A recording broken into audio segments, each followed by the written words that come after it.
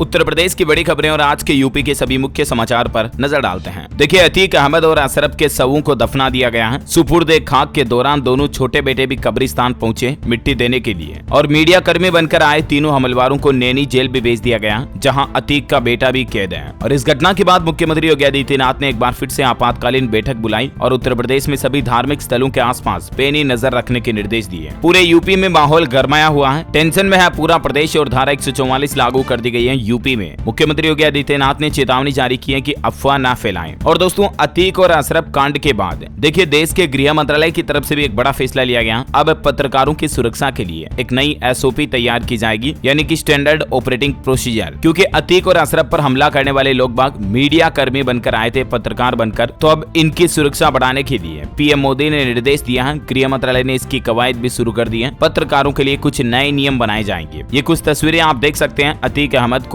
कब्रिस्तान ले जाते हुए, जहां अतीक के बेटे असद को दफनाया गया, उसी के पास में अतीक की भी कब्र खोदी गई। अतीक और अशरफ की घटना के बाद पूरे उत्तर प्रदेश में धारा 144 तो लागू कर दी गई है। इसके साथ ही प्रयागराज में इंटरनेट सेवा अभी भी बंद है। प्रयागराज और कौशाम्बी में मानो इंटरनेट बंद होने से जिंदगी ठहर सी गई और खबर है कि आज भी इंटरनेट से राहत नहीं मिलेगी। और इधर एक अफवाह यह भी फैला दी गई कि अतीक अहमद की पत्नी शाइस्ता परवीन भी कब्रिस्तान पहुंच सकती है। इस घटना के बाद महिला पुलिस कर्मियों को भी अलर्ट पर किया गया। आपको बता दूं, शाइस्ता पर अभी यूपी पुलिस ने 50,000 का इनाम घोषित कर रखा है और ये अभी भी फरार है। अतीक अहमद और अशरफ कांड को लेकर मुख्यमंत्री योगी आदित्यनाथ ने अधिकारियों को न्यायिक जांच करने के आदेश भी दिए। यूपी पुलिस को भी अलर्ट कर दिया है। अब इस पूरे मामले की न्यायिक जांच होगी और इसके साथ ही CM योगी ने हर 2 घंटे में रिपोर्ट भी मांगी है। अपने सारे प्लान बदल दिए हैं। मुख्यमंत्री आवास में भी सुरक्षा व्यवस्थाओं को बढ़ा दिया गया, किसी के भी आवाजाही पर रोक लगा दी है। इधर उमेश पाल के घर की भी सुरक्षा को बढ़ाया गया। घर के बाहर PSC और RF मिलिट्री तैनात कर दी गई है। उमेश पाल की पत्नी और मां को किसी से भी मिलने की इजाजत नहीं है। अतीक के घर के बाहर भी फोर्स तैनात की गई है। वह देखिए, अतीक अशरफ मामले में हरियाणा के गृह मंत्री अनिल विज ने भी एंट्री देते हुए एक बयान दिया और कहा कि वारे विपक्ष, पुलिस ने हमलवारों को पकड़ा, अब कह रहे हैं कि आखिर गोलियां क्यों नहीं मारी। पश्चिम बंगाल की मुख्यमंत्री ममता बनर्जी ने कहा कि यूपी में कानून व्यवस्था पूरी तरह से चरमरा जाने से मैं स्तब्ध हूँ, ये शर्मनाक है। तो ये कुछ माहौल चल रहा है उत्तर प्रदेश में। चलिए आगे बढ़ते हैं यूपी की दूसरी बड़ी खबरों की तरफ। देखिए, आप कोविड-19 के 4 मरीजों की मौत हुई। पिछले 24 घंटों में प्रदेश में 708 नए मरीज मिले। गोरखपुर में 6 नए कोरोना पॉजिटिव मिले। सभी सर्दी, जुकाम और बुखार का इलाज कराने पहुंचे थे, जांच में संक्रमित पाए गए। इधर देखिए, कानपुर में भी 2 डॉक्टर समेत 20 लोग कोरोना से संक्रमित पाए गए। अभी कानपुर में एक्टिव केस 72 चल रहे हैं। और इन सब हालातों के बीच IIT प्रोफेसर ने एक बड़ा दावा किया है कि मई महीने तक कोरोना के रोजाना 50,000 केस आएंगे और इस समय कोरोना संक्रमण पीक पर होगा। मौसम समाचार पर खबर है कि उत्तर प्रदेश में झुलसा देने वाली गर्मी पड़ रही है। प्रयागराज में 44 डिग्री सेल्सियस तक पारा पहुंचा और खबर है कि सोमवार से ही बादलों की आवाजाही शुरू होगी, जिससे थोड़ी गर्मी से राहत मिल सकती है। अच्छा, वही देखिए, बड़ी खबर बागेश्वर धाम की हनुमंत कथा को भी निरस्त कर दिया गया। धीरेन्द्र शास्त्री के कानपुर देहात कार्यक्रम पर धारा 144 का ग्रहण देखा गया। आयोजक बोले कि भ्रम में न पड़े। वैसे आज सोमवार 17 अप्रैल से बागेश्वर धाम के महंत धीरेन्द्र कृष्ण शास्त्री की 5 दिवसीय हनुमंत कथा का आयोजन होना था कानपुर देहात में। इसकी सभी तैयारियां भी पूरी हो चुकी थी, लेकिन प्रदेश भर में धारा 144 लागू होने के चलते इसको निरस्त किया गया। बड़ी खबर है, मेरठ के अंकुर धामा बने असिस्टेंट प्रोफेसर। नेट JRF की परीक्षा में 99.97% अंक हासिल किए। टॉप 10 में इन्होंने जगह बनाई। अंकुर धामा को मेनी कांग्रेचुलेशन हमारी तरफ से भी। अच्छा, वहीं बड़ी खबर है, आजमगढ़ जिला प्रशासन राजनीतिक दलों के साथ करेगा बैठक। जिले में निष्पक्ष और पारदर्शी चुनाव को लेकर आपातकालीन बैठक बुलाई गई। कार्यक्रम किया जाएगा जारी। वही रिपोर्ट आ रही कि प्रयागराज में 2 दिन और बंद रहेगी इंटरनेट सेवा। DM ने दिया आदेश, शहर का माहौल न बिगड़े, इसीलिए प्रशासन की तरफ से निर्णय लिया गया। बाराबंकी में 5 करोड़ रुपए की प्रॉपर्टी जब्त की गई। सरकारी जमीन पर अवैध कब्जा करके निर्माण कराया था।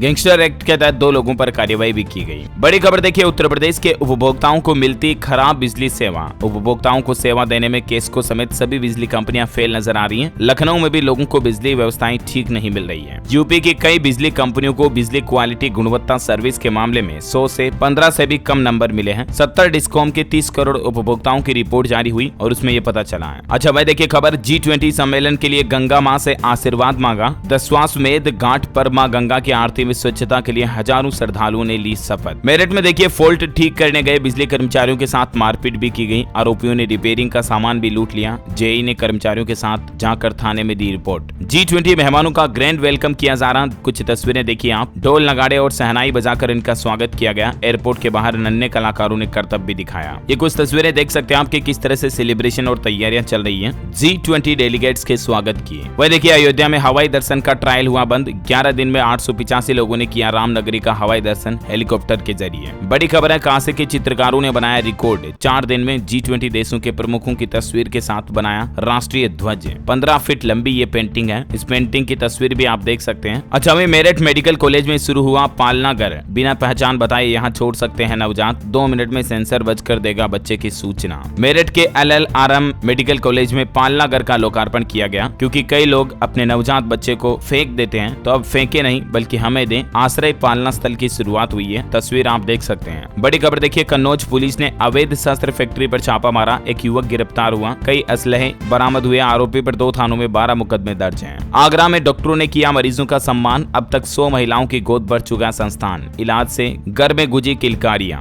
अच्छा, वही खबर है कि प्रतापगढ़ में मालगाड़ी के डिब्बे पटरी से उतरने का मामला सामने आया। जांच रिपोर्ट से अधिकारी असहमत। सीमेंट लादकर बस्ती जा रही थी मालगाड़ी। हरदोई के एक स्कूल का वीडियो सामने आ रहा। बच्चों को विद्यार्थी नहीं बल्कि मजदूर बना दिया। हरदोई के एक सरकारी स्कूल के वीडियो में बताया जा रहा कि नौनिहालों से अनलोड कराई गई पिकअप, जिसकी तस्वीरें भी आप देख सकते हैं। अच्छा, वहीं देखिए औरैया में 20 टीबी मरीजों को गोद लिया गया। पहली पोषण पोटली भी दी गई उनको। एकीकृत निक्षय दिवस पर हुई टीबी और अन्य जांचें भी। लखनऊ में हुआ नाटक ईमानदार पत्रकार का मंचन। इंद्र कुमार द्वारा निर्देशित नाटक को देखकर दर्शकों ने बजाई तालियां। एक्टर्स के अभिनय को भी सराहा। लखनऊ के SN स्थित वाल्मीकि रंगशाला में रविवार को यह नाटक ईमानदार पत्रकार का मंचन हुआ। लोगों ने इसका भरपूर आनंद लिया। बड़ी खबर है, हापुड़ में बनेगा सैटेलाइट रोडवेज बस अड्डा। विभाग ने मांगी 3 हेक्टेयर जमीन। जाम से मिलेगी निजात। यात्री अब परेशान नहीं होंगे। निक्षय दिवस के मौके पर वाराणसी में भी टीबी मरीजों को पोषण पोटली दी गई। जिले के 6322 रोगियों को 2351 निक्षय केंद्रों ने गोद लिया। 1600 पोटली बांटी गई। गाजीपुर में निकाय चुनाव को लेकर प्रशासन अलर्ट मोड पर। DM SP ने नामांकन स्थलों और पोलिंग बूथों का निरीक्षण किया। अफवाह फैलाने वालों को कार्रवाई की चेतावनी भी दी। हाई टेंशन लाइन के चलते खेत में लगी आग। अमरोहा में 3 बीघा गेहूं की फसल जलकर हुई राख। कड़ी मशक्कत के बाद ग्रामीणों ने आग पर काबू पाया। फ्लाईओवर पर दिखेगी काशी की 20 बेटियों की तस्वीर। जिला प्रशासन ने महिला सशक्तिकरण को बढ़ावा देने की नई पहल की है। जहां प्रदेश के वाराणसी में बेटी बचाओ बेटी पढ़ाओ अभियान के तहत जिला प्रशासन की ये एक अनूठी पहल है। पहले बनारस के बेटियों के नाम पर कैलेंडर निकाला गया और अब वाराणसी के फ्लाईओवर के नीचे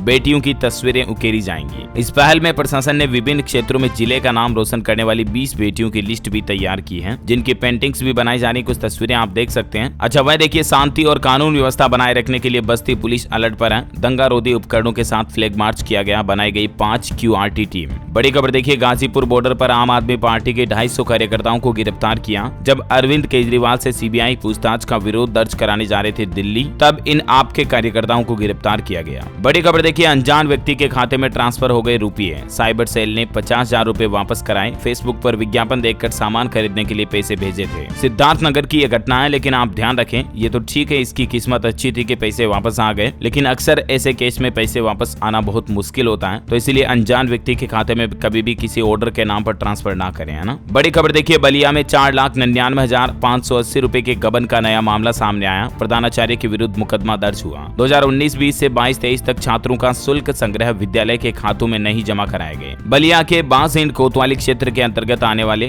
विद्या भवन नरयनपुर स्थित यमुना प्रसाद इंटर कॉलेज के प्रधानाचार्य पर यह मामला दर्ज हुआ। बड़ी खबर है, बिजनौर में मछली पालन के तालाब में डाला कीटनाशक। हजारों मछलियों की तड़प तड़प कर हुई मौत। पीड़ित ने कार्रवाई की मांग भी की। बिजनौर के अफजलगढ़ इलाके में मछली पालन के तालाब में अज्ञात व्यक्ति ने कीटनाशक डाल दिया, जिसके चलते हजारों मछलियों की जान चली गई। ये कुछ तस्वीरें आप देख सकते हैं। वह देखिए, लखनऊ में धूमधाम से मनाया गया Bengali new year. Bengali club में हुआ रंगारंग कार्यक्रम। स्निग्धाजित भौमिक ने परफॉर्मेंस से बिखेरा जादू। उन्नाव के सेरिया ROB के नीचे सर्विस लेन तैयार। निकलने लगे वाहन। अब जाम से मिलेगा निजात। अब ट्रेनों के संचालन पर भी नहीं पड़ेगा असर। वहीं देखिए, बड़ी खबर, शामली में भाजपा नेता ने जहर खा लिया और खुद की जान दे दी। बताया जा रहा कि टिकट नहीं मिलने से नाराज भाजपा नेता ने यह कदम उठाया। वैसे निकाय चुनाव को लेकर भी भाजपा ने प्रत्याशियों की घोषणा कर दी है। देखिए, सहारनपुर से भाजपा के उम्मीदवार होंगे डॉक्टर अजय सिंह। भाजपा ने प्रबुद्ध वर्ग पर खेला अपना दांव। इसी तरह से श्रावस्ती में निकाय चुनाव को लेकर भी भाजपा प्रत्याशी की घोषणा हुई। नगर पालिका परिषद भिंगा से राकेश गुप्ता और नगर पंचायत इकोना से रेणु गुप्ता को बनाया गया प्रत्याशी। मथुरा वृंदावन नगर निगम के मेयर पद के लिए विनोद अग्रवाल को चुना गया। वाराणसी में सुजीत यादव सपा जिलाध्यक्ष घोषित किए गए। सपा सुप्रीमो अखिलेश यादव ने जिलाध्यक्ष के पद पर दूसरी बार जताया भरोसा। फिरोजाबाद से कामिनी राठौर भाजपा मेयर पद पर प्रत्याशी घोषित हुई। तो वहीं अभिलाषा गुप्ता नंदी का टिकट कटा। मेयर चुनाव के लिए प्रयागराज से गणेश केसरवानी को भाजपा से मिला टिकट। वाराणसी से अशोक तिवारी भाजपा के मेयर प्रत्याशी घोषित हुए हैं। लखनऊ से सुषमा खड़कवाल को बनाया गया मेयर प्रत्याशी। ये कुछ और लिस्ट देख सकते हैं आप 10 शहरों में भारतीय जनता पार्टी उत्तर प्रदेश के द्वारा नगर निकाय चुनाव के प्रत्याशियों की घोषणा हो चुकी है। और इसी तरह से ललितपुर में सपा ने भी जारी की प्रत्याशियों की सूची। ललितपुर से अरुणा शर्मा और महरौनी अध्यक्ष के लिए नीलम बड़ौनिया को प्रत्याशी बनाया गया है ना। और वहीं दोस्तों, प्रदेश में आप कौन से जिले में रहते हैं मुझे नीचे कमेंट करके बताइएगा आपके जिले और आपकी तहसील का नाम। इस वीडियो को लाइक और शेयर करना और डेली यूपी न्यूज चैनल को सब्सक्राइब करके बेल आइकन जरूर दबा देना ताकि आप अपने राज्य उत्तर प्रदेश की खबरें ऐसी ही महत्वपूर्ण न्यूज तुरंत देख पाएंगे। जय हिंद, जय भारत, वंदे मातरम।